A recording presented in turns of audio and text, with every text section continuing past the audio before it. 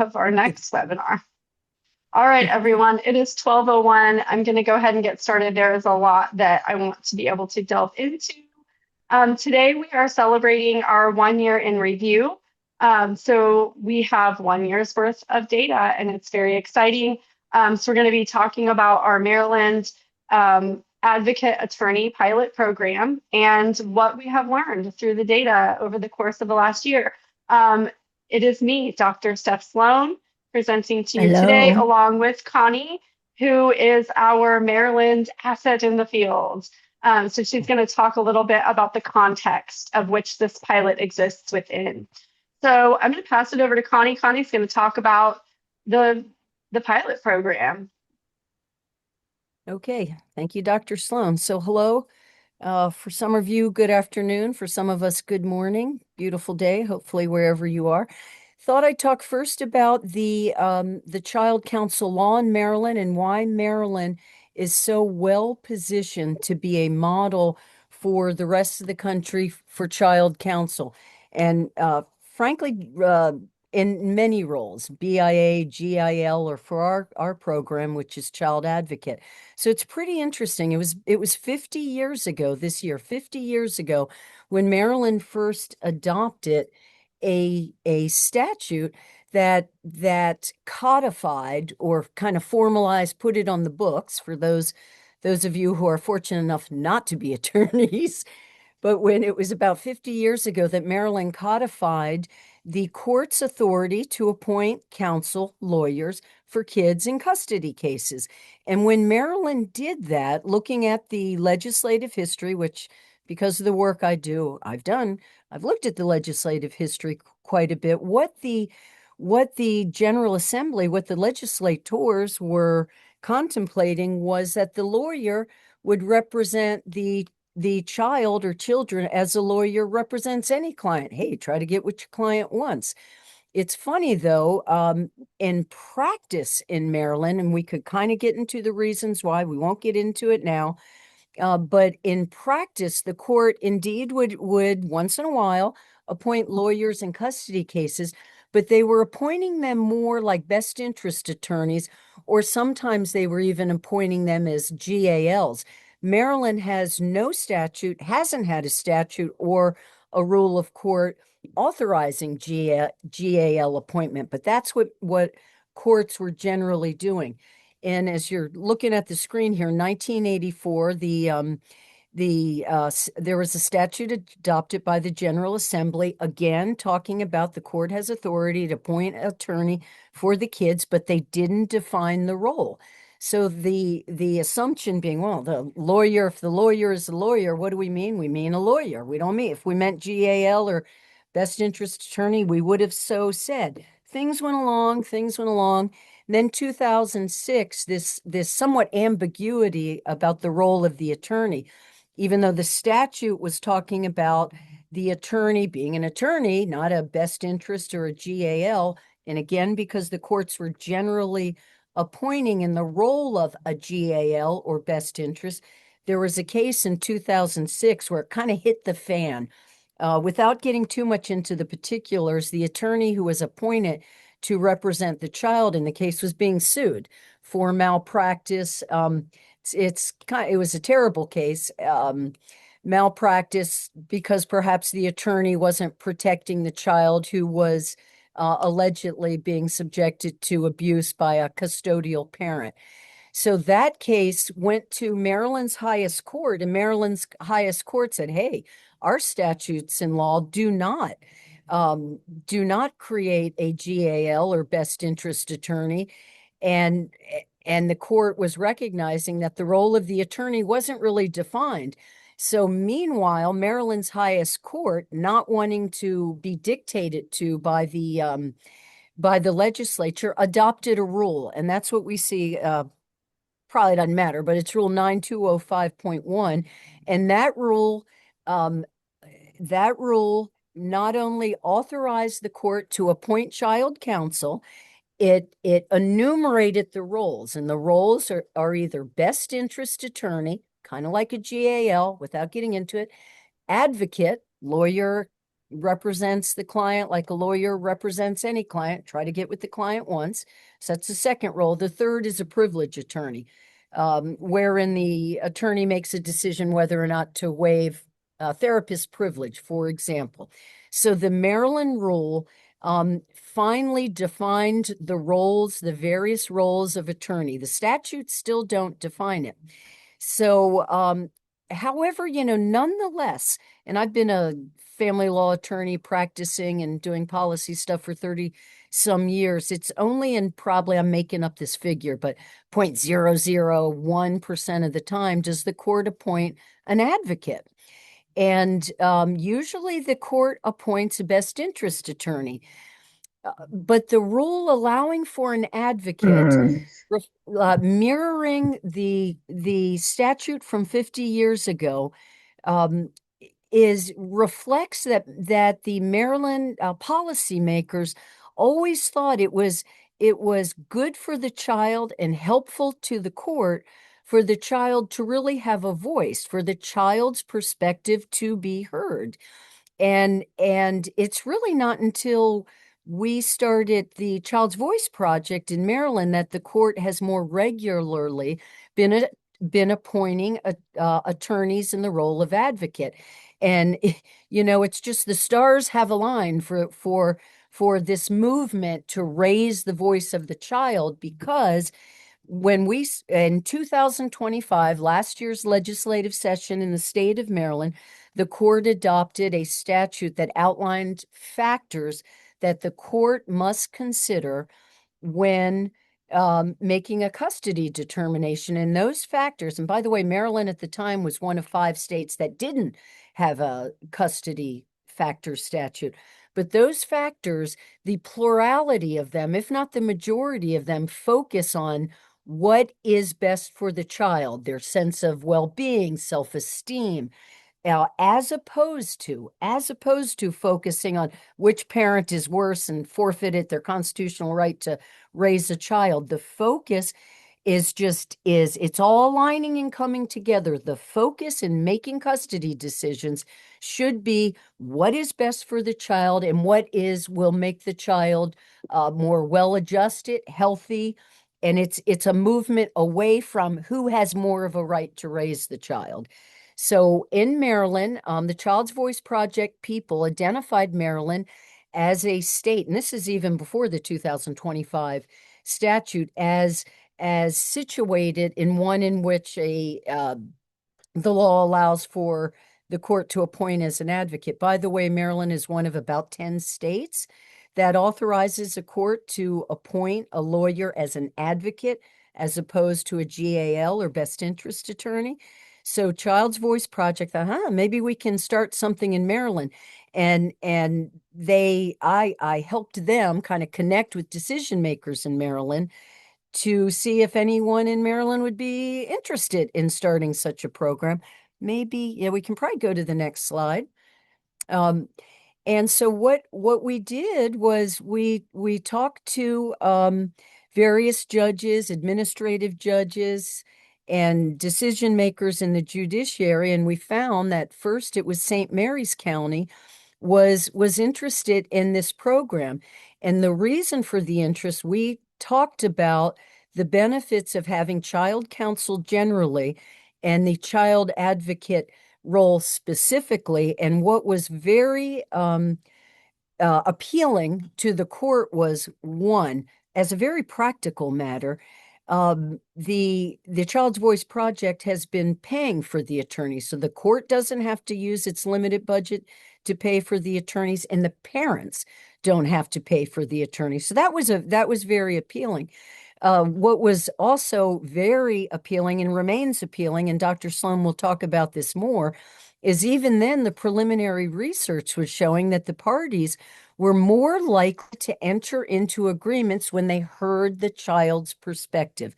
Dr. Sloan will get into that later, but all of this made our proposal to start a program more appealing. So we started a program in May 2025, St. Mary's County. If anybody knows the geography of Maryland, that's more of the southern part of the state.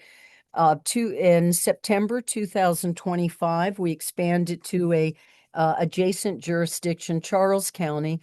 And then just this summer, July, we also expanded to Calvert County.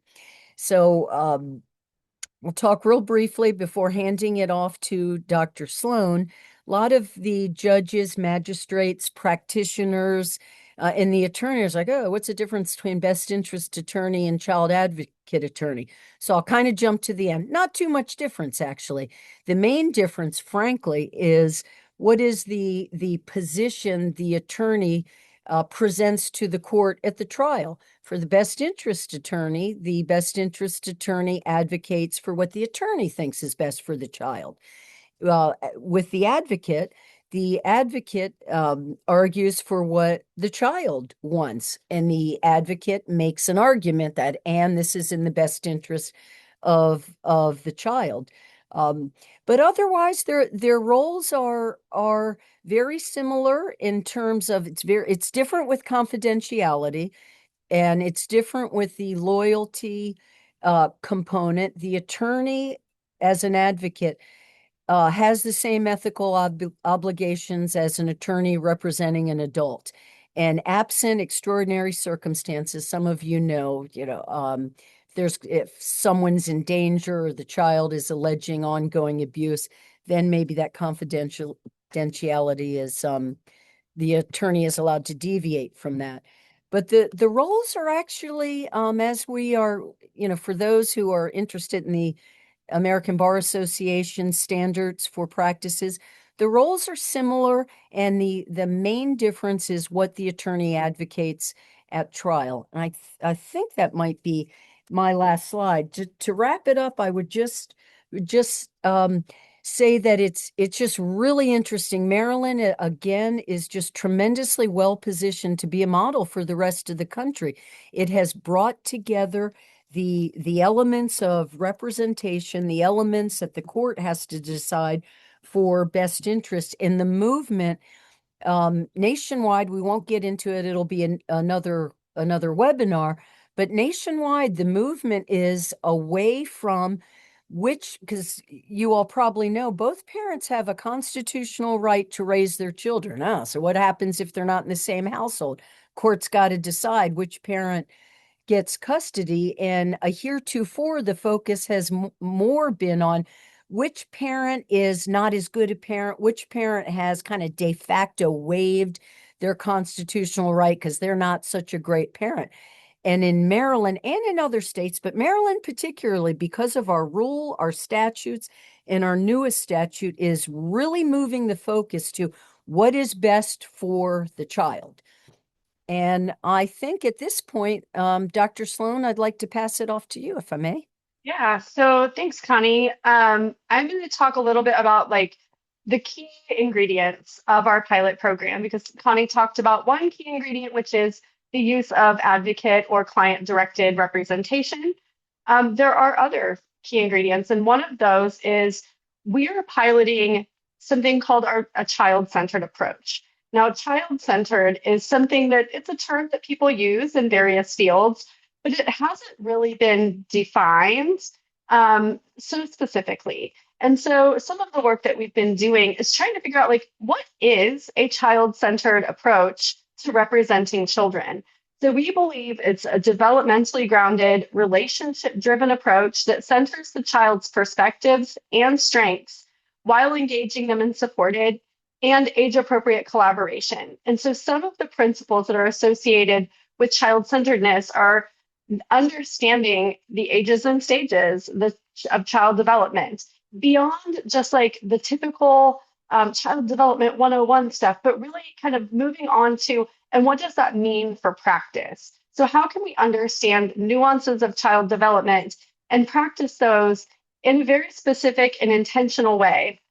We look at developmental needs and strengths, being able to appraise both the needs and strengths. So you will notice I'm not saying deficits. I don't love that word.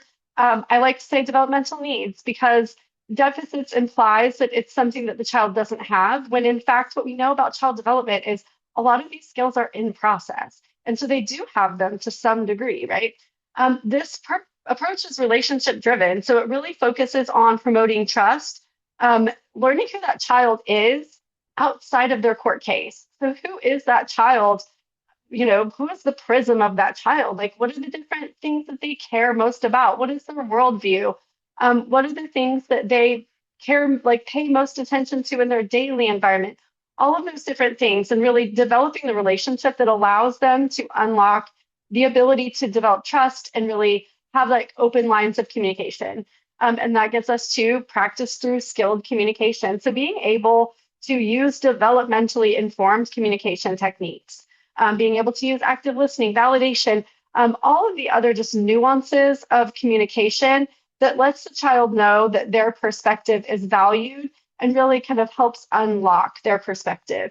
And then it's oriented towards collaboration and growth. So we believe that even though these kinds of circumstances in which child counsel is needed, they are not easy circumstances. They are often in complex cases.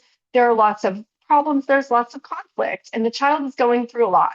But we also see it as an opportunity to build protective factors, to help the child grow in their skills and learn that they have advocacy, that their voice can be heard and that it can mean something, and that the child has something valuable to offer with problem solving complex issues in their own lives. So, for our attorneys, we provide this fundamental training, which includes, more detail about this child-centered approach, talking more specifically about Maryland's legal framework for child representation that Connie gave you a high-level overview of, child development, not just the Child Development 101, but the Child Development 102 stuff, childhood adversity, trauma and protective factors, relationship building, communication, child-centered information gathering. So how you collect information from collateral sources, from parents, how you engage with record collection, how you appraise and understand and synthesize information from others, and then legal advocacy and courtroom practice. So all of our attorneys received that foundational education. But then another integral piece of our pilot model is our reimbursement approach. So two things that make it unique. We reimburse attorneys for time spent relationship building. And we encourage, when it's at all possible, that attorneys spend time relationship building, if they can, prior to getting into any substantive casework. And that just helps the child, again, it helps the attorney learn more about who that child is outside of the case. It also helps that child, feel safer in that relationship, be able to access information from different parts of their brain that are really more authentic. It also really helps the attorney just like understand more about the child's wishes and help them know like who that child is, the why behind the child's wishes and preferences. This is unique because many reimbursement models, across child welfare, across family court, they don't necessarily build in that reimbursement for relationship building. We also do not have a cap. So I know in many instances where families can't afford an attorney, the state will pay, but there is a limit to the amount that they will pay. And we do not have that cap. We believe that eliminating that cap actually removes the barriers for accessing quality representation. And it also helps attorneys make sure that they're able to get reimbursed for the full scope of their time that they're spending. And that really helps us ensure that we can be in partnership with high quality attorneys. So on average, and we run these statistics once every quarter, but on average, our cases cost about $3,000 per child and approximately $4,400 per case. And for per case, we're talking about families where there's more than one child represented. So that's what makes our program unique. We have those different elements. When we are in partnership with the courts, this is the process that it typically follows. So the court identifies a case that might be a good fit for our attorneys. They send us the referral. We reach out to the attorneys and see which one's available. Then we provide that information to the court and the representation begins. And so the attorneys represent the child from beginning to end of that family court case. I want to talk mostly today about our evaluation because, as you may know, or maybe not, evaluation takes time. And when you're starting a new program, it's like you're planting seeds and you're watching those seeds grow, but you don't have any fruit yet. You don't have much, it feels like you don't have a lot to show for it, which is hard. But once you hit that 1 year mark, there's enough data for us to start saying, hey, we're seeing some trends here. And so I want to talk to you about the trends that we are seeing, and I want to talk to you about our evaluation approach. So one of the unique things about our program is that we are using a robust quasi-experimental case comparison evaluation design, which is very fancy words for we're evaluating our cases and a lot of different outcomes, and we're looking at other cases that do not have us, that are not, we are not a party, and we're not, CVP attorneys are not in the case. And so here's our approach. We're essentially using this quasi-experimental design, which is a rigorous design. It means that we're not just looking at our outcomes. We're asking questions about what are the outcomes of other cases and how do our outcomes compare to those cases that we aren't involved in at all? Because sometimes we can see, outcomes, we can see impact, but we aren't necessarily holding it against the general community sample. And so it allows us to get better statistics. It allows us to make better assumptions with our data.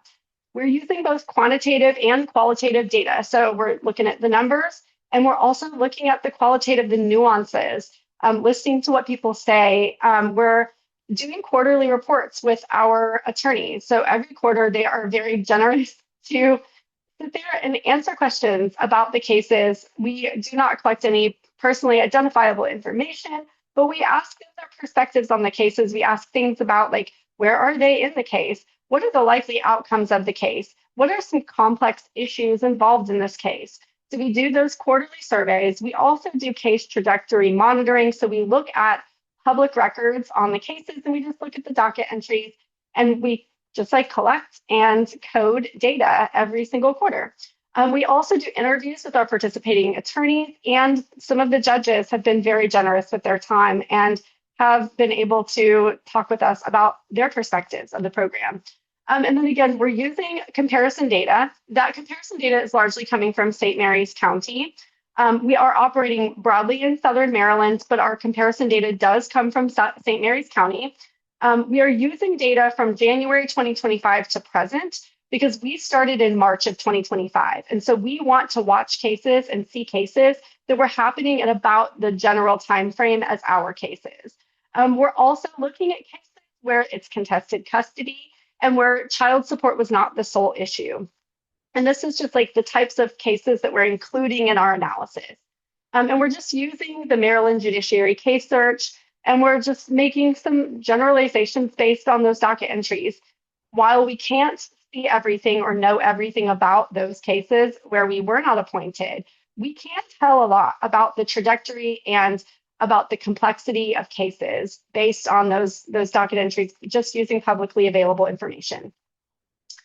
Here are the things that we're looking at. So when we are doing an evaluation, we start with research questions, and then we start looking at specific variables. So like, what are the data points that we're measuring and we're looking at over time? And so here are some of the questions that we're asking. What's the impact of child-centeredness on case trajectories and case outcomes? What's the impact of the client-directed advocate attorney model of representation? We want to know what the impact of relationship building is on the child, the family, the case in general. We want to know how the pilot attorneys are experiencing the program, because the attorney perspective, I mean, that's our frontline folks. They are the ones doing the work. And so their perspectives about this program are so important for us to just learn about, what's the impact? What are the things that we're not thinking about? Where are the places that we might need to pivot and try something different? How do we need to adapt? And our attorneys have been so helpful with us just being able to examine that. And then thinking about how is the advocate model of representation similar or different to best interests? So one of the things that we simply do not know is what are the differences between advocate attorney representation and best interest representation in our general outcomes? Those are some of the things that we're trying to learn. We also want to understand, how does the use of child-centeredness and advocate attorneys impact court burden and quality of information? So this is where, we're really looking at case timelines, trajectories, length of cases, but we're also listening to judges and saying, hey, what's the quality of information? How is this different from some of your other cases? What is the impact of the level of conflict and adversarial litigation? And how might this type of representation, along with child-centeredness approach, how might that be helping along or remediating impacts of high conflict cases? So here are some of the things that we're looking at. We're looking at case duration, case complexity. We're looking at, are these initial proceedings or are they modifications? We're looking at adversarial litigation, and there is actually not a super scientific way to look at adversarial litigation. We're testing out some approaches for how we quantify that. So one of the things that we're looking at is motions. So when we're looking through the docket entries, do we see evidence of parties filing just like all kinds of motions, motions for contempt, motions to compel, all of these different things? And how can we tell if it's frivolous? Well, this is an imperfect approach, but one of the ways that we're doing that is, was it awarded? Did the judge find it worthy of awarding, or like, I don't know the actual lawyery word for saying it, but like, did that party who filed that motion, did they get what they were asking for? And if not, you can kind of get some sense of why. Was it like, did they not meet the evidentiary requirements? So there's evidence in those, just like the publicly available entries, that give us information about how high conflict is this case, how high conflict, how like are they adversarial in their litigation tactics. We can see things like that and we can measure them over time. We can look at case trajectories and outcomes. We're looking at attorney experiences with the model, the judicial and magistrate experiences with the model. We're looking at things like, what is the alignment of the attorney recommendations? Like if they were to be in a best interest position, would their recommendations largely differ from what the child's wishes are? And if so, why? We're looking at child client satisfaction, representation status of the parties, final orders, and like interim orders reflecting the child's wishes. So how might the legal advocacy of the attorney have impacted some of the final decisions, specifically related to the child's wishes?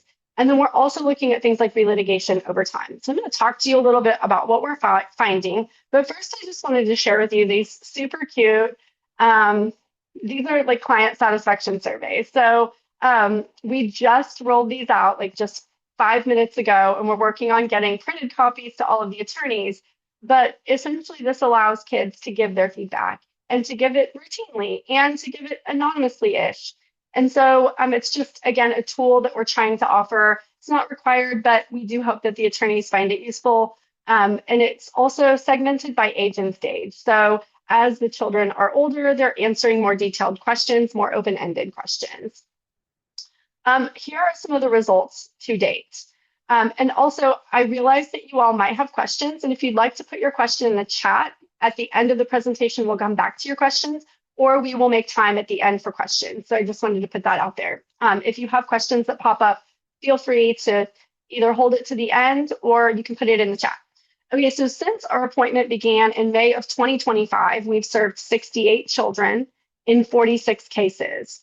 On average, the children represented in our cases range from 5 to 17 years old, and the average age is about 12 years old. For those of you who care about statistics, we have a standard deviation of approximately 1.5 years. So you can see kind of how like the average range is really like 10-ish to 13, 14. But we also have represented children as young as 5. Just some other information. We allow the jurisdictions to kind of set the pace of the age that they feel most comfortable representing. So in St. Mary's, typically it's about age 9 that we would represent. It's more, it's older, more like age 11 to 13 that the other counties will appoint us. Comparison data. Okay, let's look at how our cases are stacking up against the comparison data. So we looked at a lot of different cases. 80 cases total is what we have in our comparison sample currently. We have approximately, in that sample, approximately 73% of those cases have been closed, and about 26% of them are still open. In 5.9% of those comparison cases, so out of those 80 cases, 5.9% of them had child representation. Because one of the things that we are trying to understand is, are cases that have child representation just going smoother because there is an attorney for the child? Which, I think there are lots of, I think the answer to that is yes. The attorney for the child in any capacity is going to help a case go smoother. But we're really trying to parse that out a little bit more closely. So out of those cases, one of those was a privilege attorney, four were BIAs. And so we're comparing, like what we're trying to compare. Granted, we don't have very when we're looking at like good statistics, we want our numbers to be similar.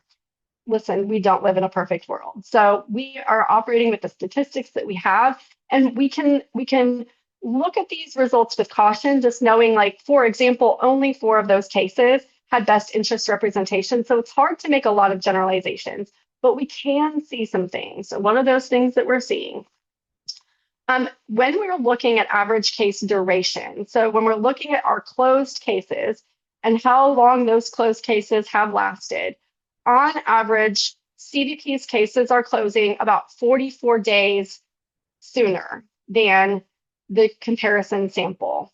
The comparison sample of our closed cases are 59 cases. So we're looking at our closed cases, 17 cases, comparison sample closed cases, 59 cases. Those are not equal, right? Those are very different groups, but it still allows us to see on average, what are the trends of our cases? We can still see that.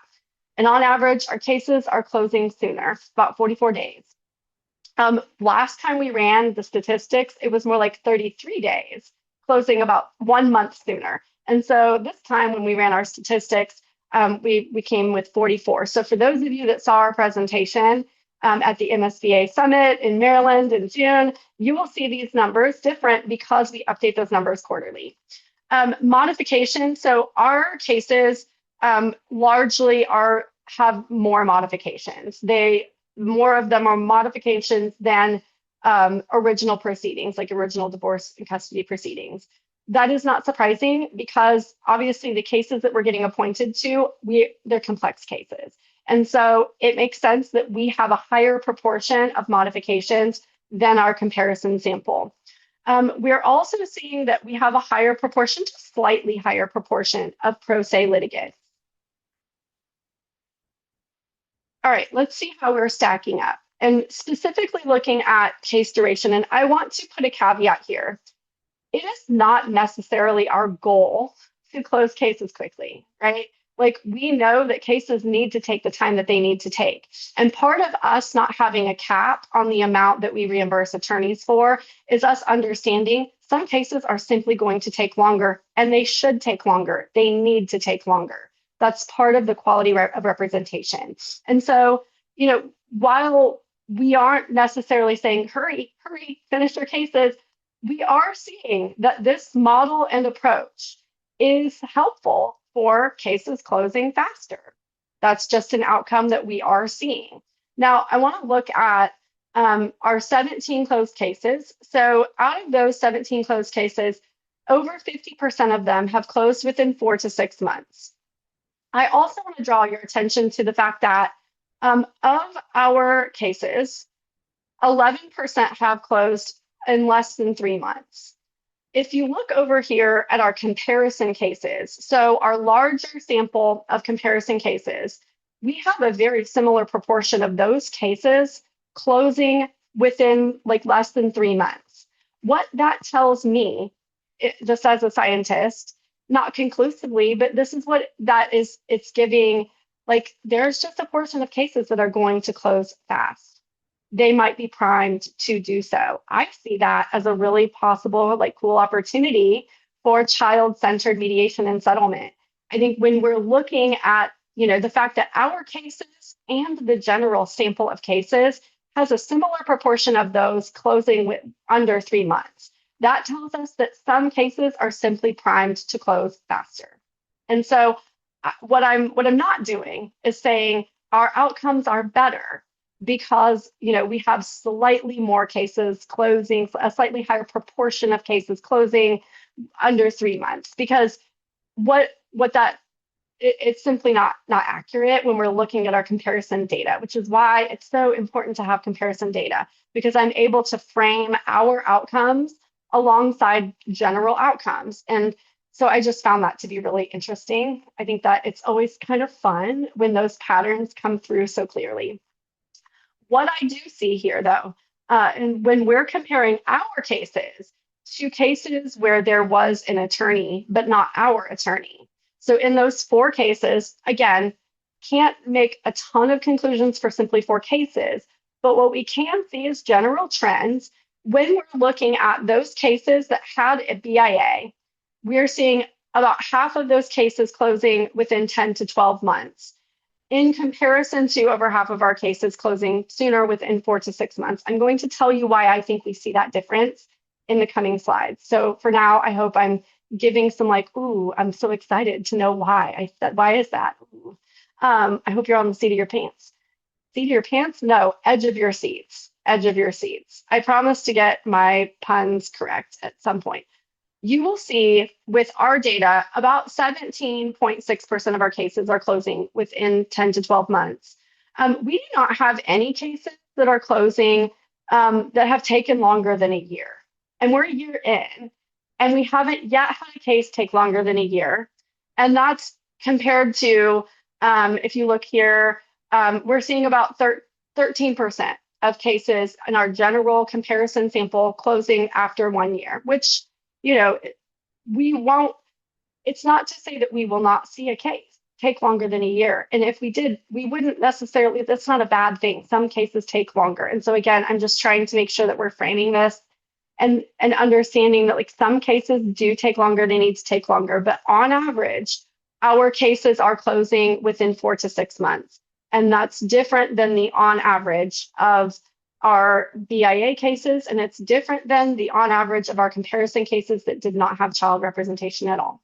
Now, one thing that we do see is that when there's child representation involved, regardless of what type it is, cases in general are moving faster.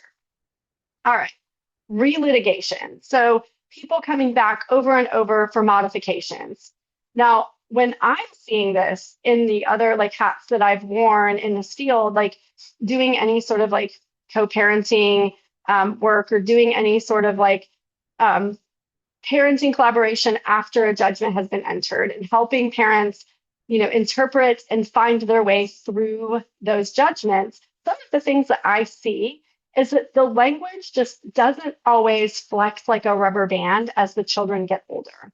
And so it does make sense that there are modifications, but we also always, obviously relitigation, it clogs up courts. It's burdensome. It's messy. And what's worse about it is that it prolongs litigation for children for years and years. And that's really not great for kids.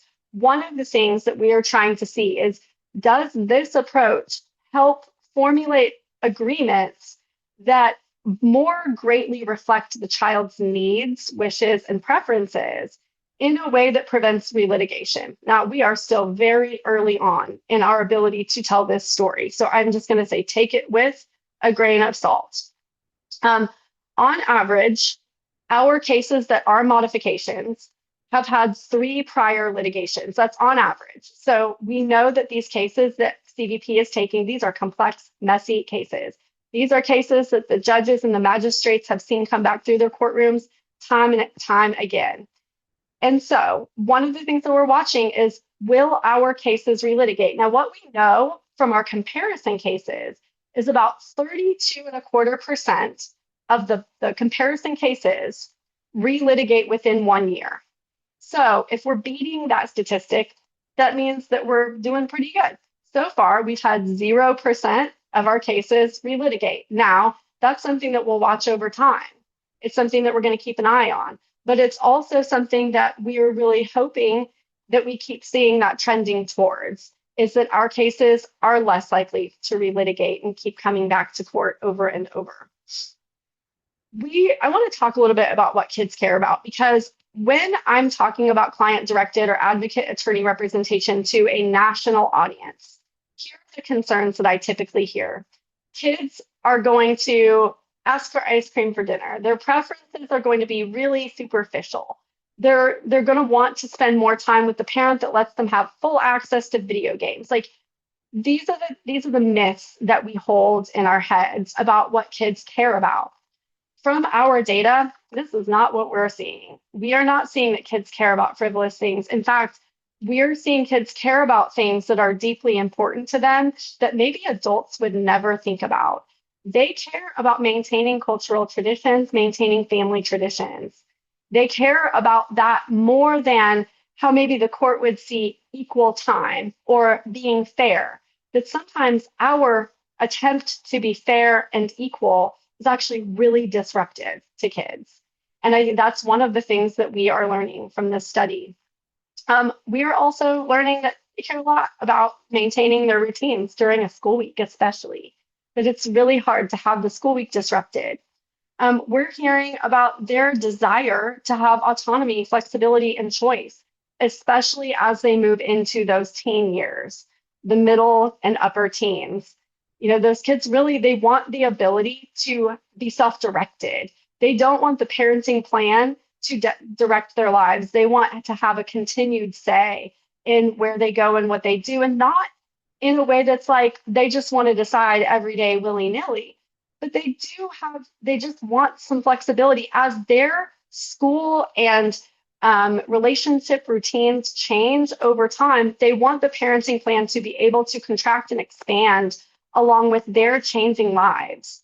We're also hearing that they want to see more of their parents, even the imperfect ones, which this is something that, having been a researcher in child welfare for a very long time, this is something that I've seen come up routinely in the research, is that even imperfect parents, kids still want to have access to those parents. And they usually want more access than we realize. And it's not even more access, it's like the types of access. They want to have some say over that. And that totally makes sense. They want a say in how visits are supervised, where, when, whether or not they are. These are really the things that most predominantly kids are caring about. And again, it's very consistent with the research from child welfare. We don't have a lot of research on this in family court, which is, again, where we're trying to really fill a gap.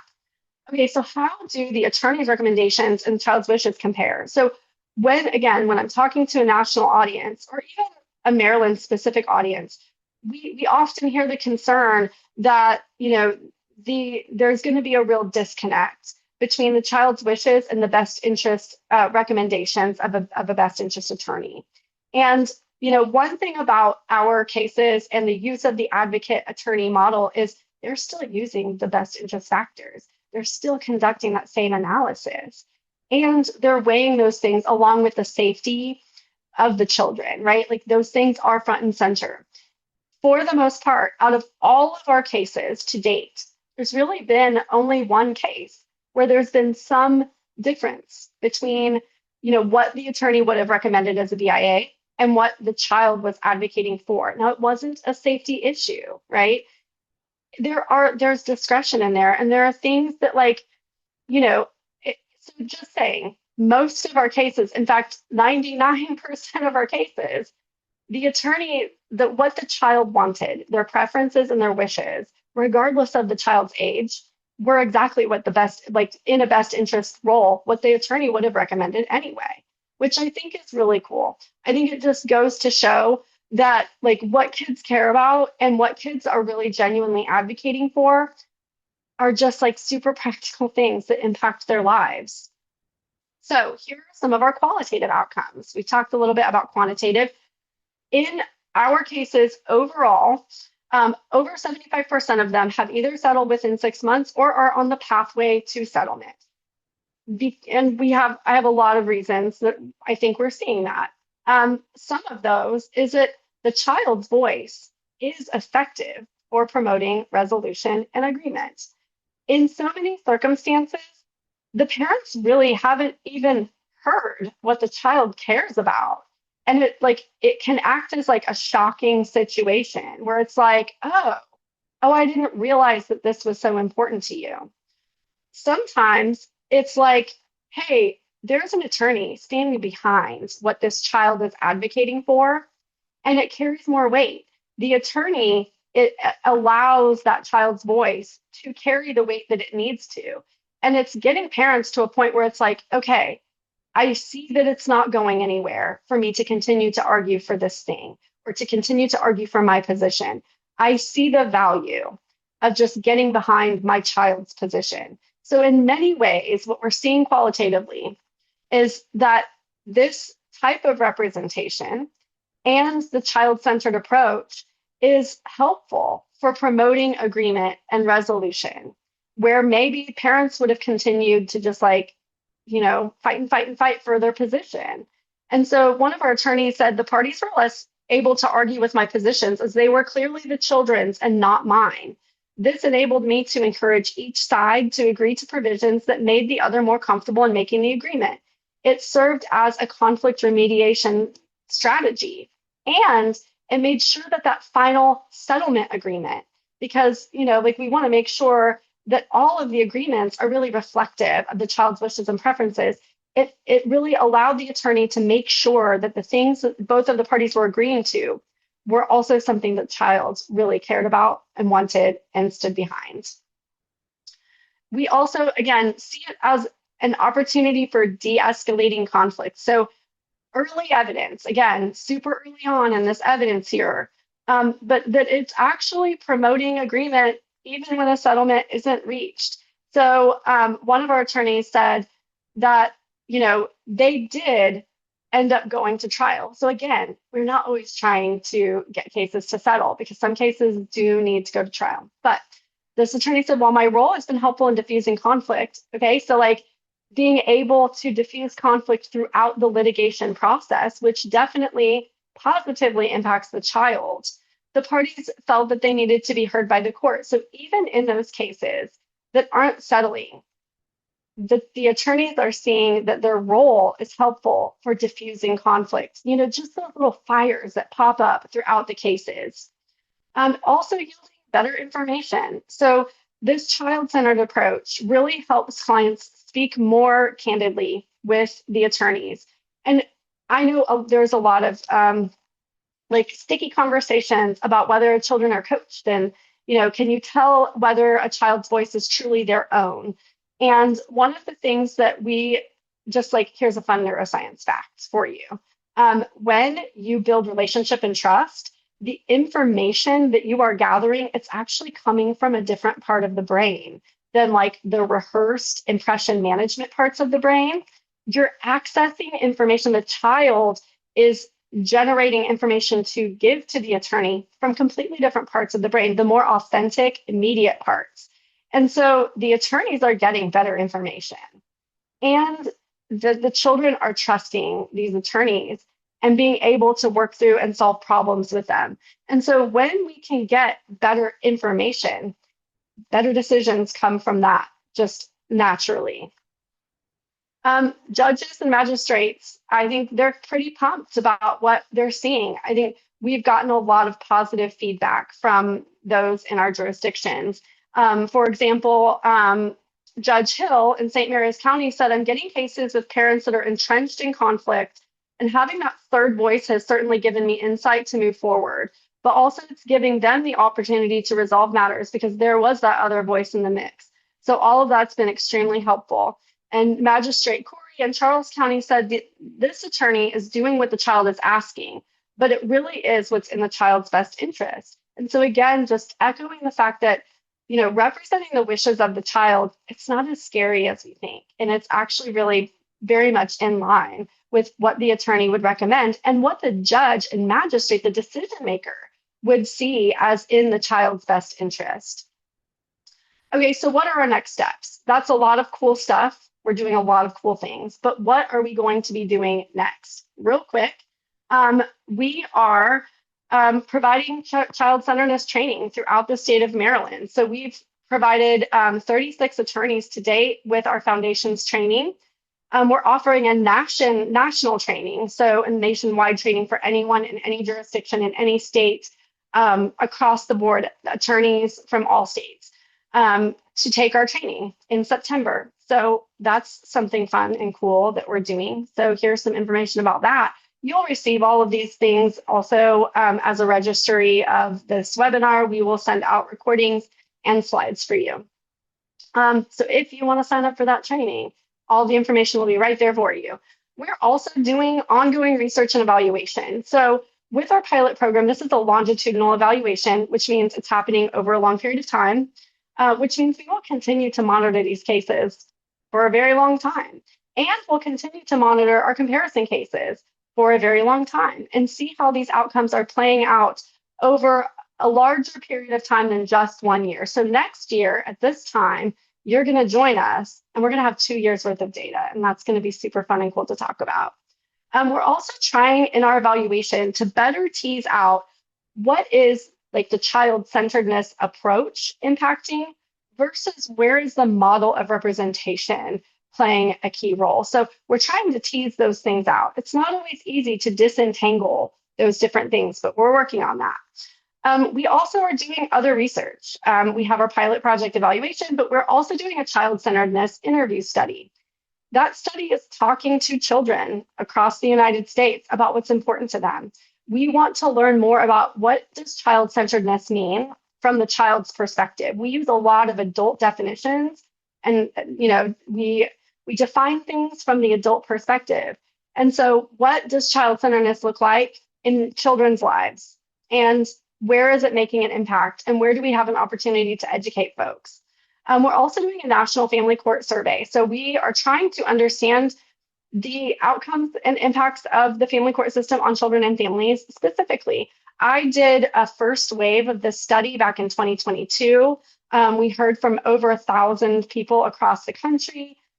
We're launching a wave 2 of this study because we want to have more trend data. We don't have a lot of data about family court, about what are people's experiences in family court. We don't really have total and complete data on what is it costing families and what's the cost to children. One of the things I learned from my 2022 study is that on average, people were spending up to 5 times their annual income on court costs.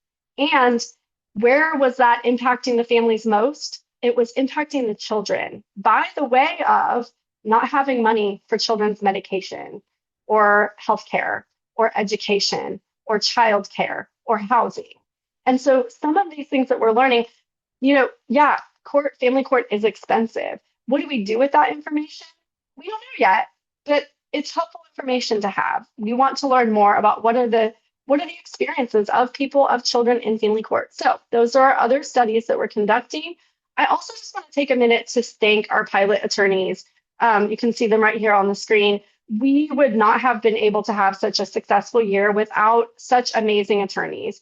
I just want to say a lot of the outcomes and impacts, it's really like specific to the fact that these attorneys are so perfectly primed to do this work.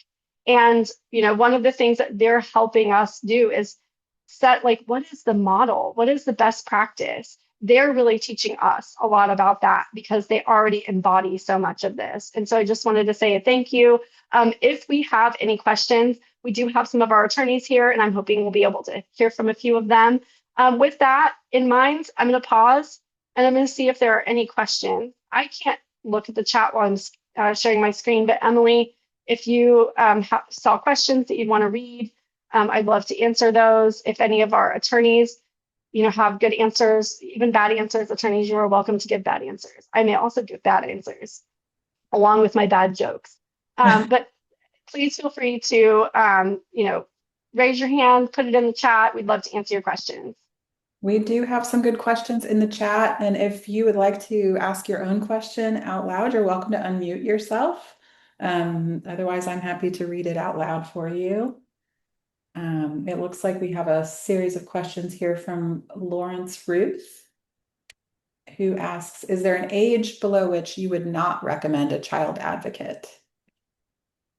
A child advocate does require considered judgment, which I am not an attorney and I don't play one on TV. I'm sure that our attorneys could talk about that. From my perspective as a child developmentalist, there are some prerequisite skills that a child would need in order to be effectively in partnership with an advocate attorney. Those skills are the ability to communicate in some kind of way, the ability to answer simple questions, the ability to have some basic recall in memory, the ability to, even in just short periods of time, work with and sit with an attorney and talk to them. And metacognition. Metacognition is the ability to think about your own thinking, the ability to understand that other people's worldview and perspective might be different from yours. Children typically have these prerequisite skills by about age 5, 6, by about school age. Not to say that younger children don't have them. I know our sister program at Children's Law Center of New York, they have represented children as young as 4 in their client-directed program. But we're typically like, those are the basic prerequisites that a child would need, short of going into like massive amounts of detail about considered judgment and all that stuff. That's generally it. Attorneys, do you have anything to add to that?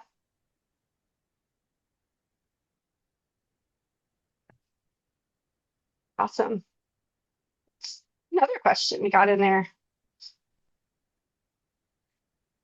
Another one from Lori. What do you do in case with multiple children with divergent goals of the child? Would any one of our pilot attorneys be interested in asking that? I know some of you have represented cases where there's a family of children.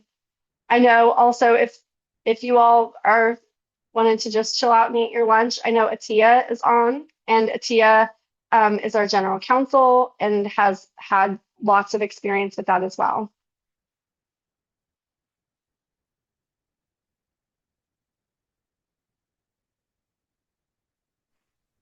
I can talk about that a little bit. Thanks, Alicia.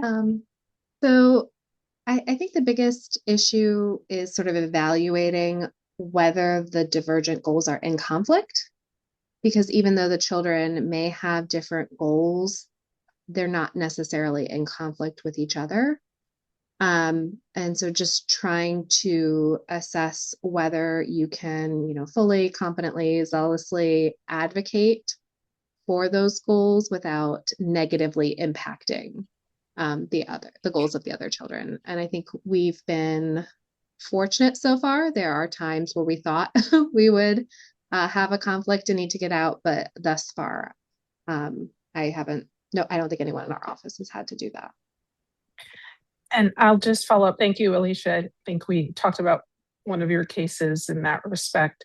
It really is, do you have to provide evidence that's going to harm the position of one of the children?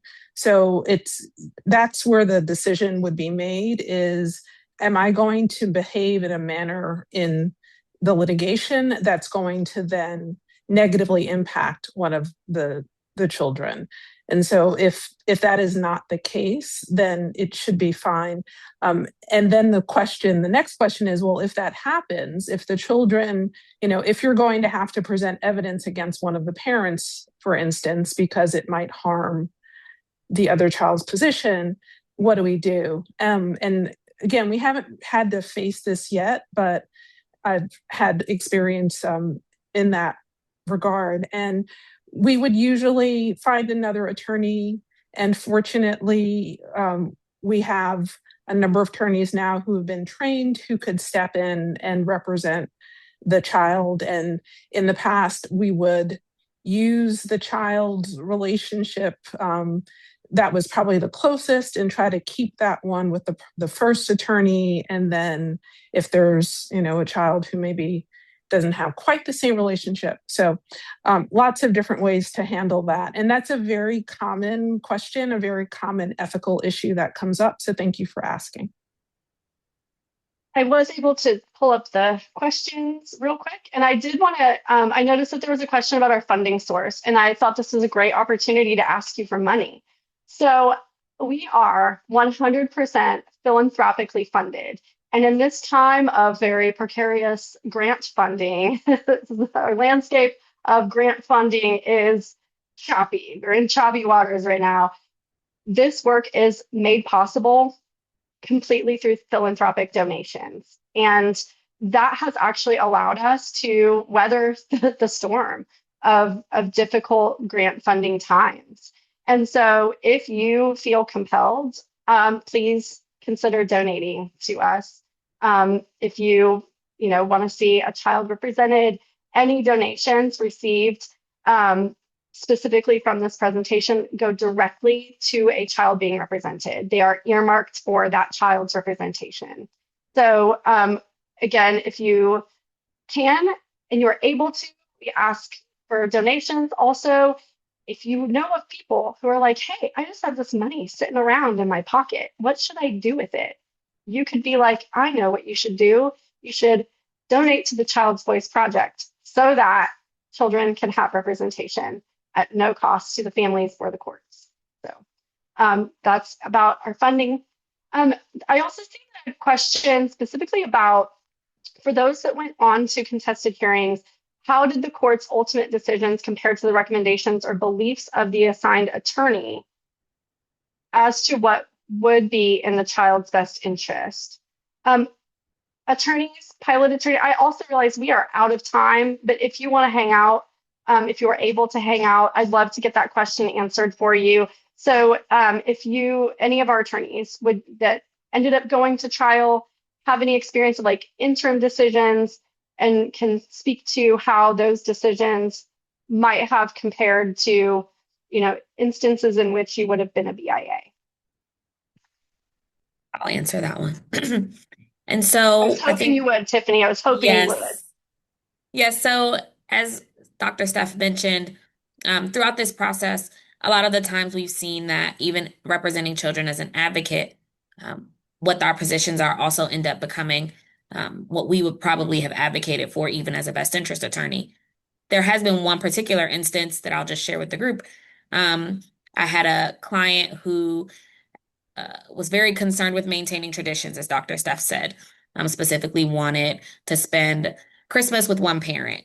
And typically when we do these family law cases, we think about alternating or things that would be more fair to the parents. And so I had those conversations with my client, had those conversations with the parents, advocated for that at court. Did not think that that would be something that the court would award, and they did.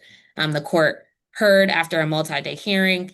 I expressed how important that was to my child, and the court awarded that. So even in instances where we don't think that things would be in the best interest of the child, having that voice heard and being able to advocate for those children sometimes sways a judge in a different decision, even as to what we might think, quote unquote, was in the best interest based on past experiences. Thanks so much, Tiffany. Also, that was such a great, just like synopsis of what we're trying to do. And what I like, as you were speaking, the thing that I realized is like, we are learning more about what's in the child's best interest through this approach. And, I know we will in a later time, another time, we will go into detail about best interest factors. And, one of those best interest factors is understanding and articulating the child's preferences.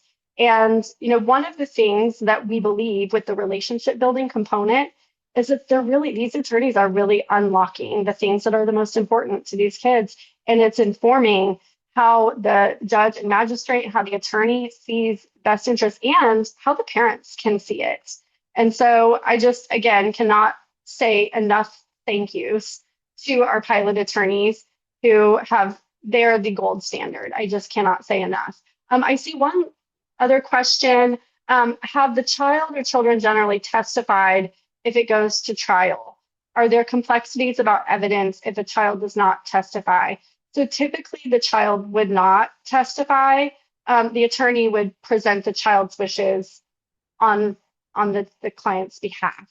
I don't know if there's a lot more to say about that, since like a lot of the specifics about children testifying are a little bit in the weeds and outside of the scope of this presentation.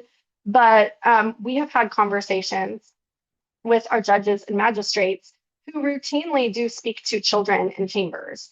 And first of all, could not have gotten more lucky with our Southern Maryland partnership. These judges and magistrates they're just inherently child-centered.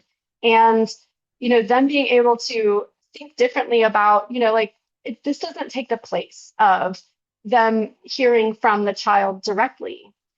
It also does help keep the children out of the conflict in meaningful ways too, because the children, they have their own representation, they have their attorney, and their attorney is representing their wishes. And so it really is a powerful way of preventing kids from being intensely involved in these proceedings as much as possible. Although we know that children are already in the middle. We know that they are already, right there at the crux of it. I do notice that we're over time. I want to just give a little shout out to our new website. So if you haven't had a chance to check it out, we've got a beautiful new website. We are also launching recently on social media. So that will be fun. If any of you enjoy scrolling on TikTok as much as I do, you might see me on there and you will see us on there. So please check us out. Please follow us. If you want to stay connected, please feel free to reach out to us. Our link tree is here, and you will receive follow-up in the coming days with the presentation slides and recording in case you wanted to just watch this over and over. You're trying to fall asleep, you need some help. Maybe this is just the right thing for you at night. So again, thank you all so much for showing up. We appreciate you being here with us to celebrate our 1 year in review. It's such a huge milestone. So with that, I will adjourn, and I hope you all have a lovely rest of your week.